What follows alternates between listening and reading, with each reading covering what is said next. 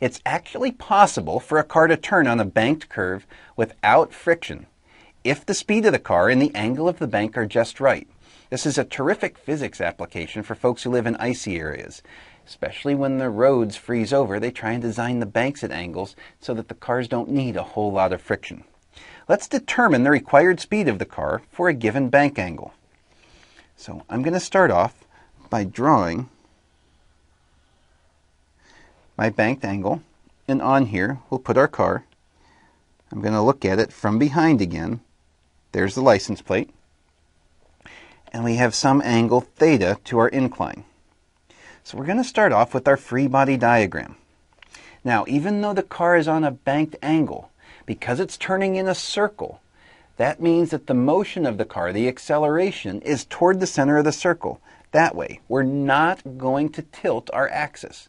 We're going to keep the acceleration going straight toward the center of the circle. So when we draw our free body diagram in this case, I'm going to put my y-axis, my x-axis. Here's the car. We, of course, have mg down, its weight, and the normal force. But the normal force is here at an angle, and that angle there is theta.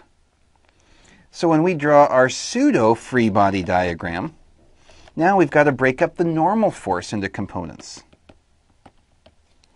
There's my x, there's my y. We still have mg down. Now, if we want the x component of the normal force, that's going to be the opposite side of this triangle. So the x component here is going to be Fn, opposite side, sine theta, and the y component, again, is going to be the adjacent side, Fn cos theta. So once I have that, my pseudo-free body diagram, I can come back here and I can write my Newton's second law equation. F net c equals, well, I'm going to replace F net c with all of the different forces I have pointing toward the center of the circle. In that case, it's Fn sine theta. So Fn sine theta points toward the center of the circle, and I know that must be equal to mv squared over r. All right. Let's do my F net y equation over here. Net force in the y direction is going to be Fn cos theta minus mg. And all of that must equal 0 because the car is not going to spontaneously go flying up off the bank or down into it. Not in the situation here where we're saying that it's just right that it's going to stay on the banked curve. So I can say that normal force, cosine theta, must equal mg, or the normal force equals mg over the cosine of theta. Now let's go back over here. With that information, knowing that Fn equals mg over cos theta, I'm going to replace normal force here with mg over cos theta. So I have mg over cos theta. I still have the sine of theta here, times the sine of theta, and all of that equals mv squared over r.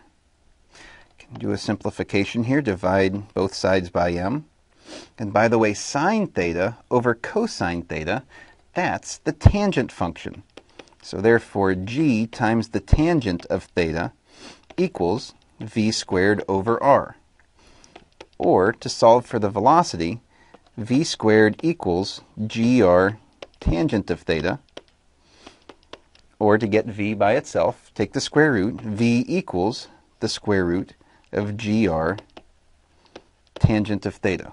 I don't need any friction whatsoever when I have the situation where the velocity is equal to the acceleration due to gravity times the radius of the curve times the tangent of the bank angle of the curve, square root. Hope that gets you a good start on centripetal force and centripetal acceleration. Thanks for watching Educator.com, and make it a great day.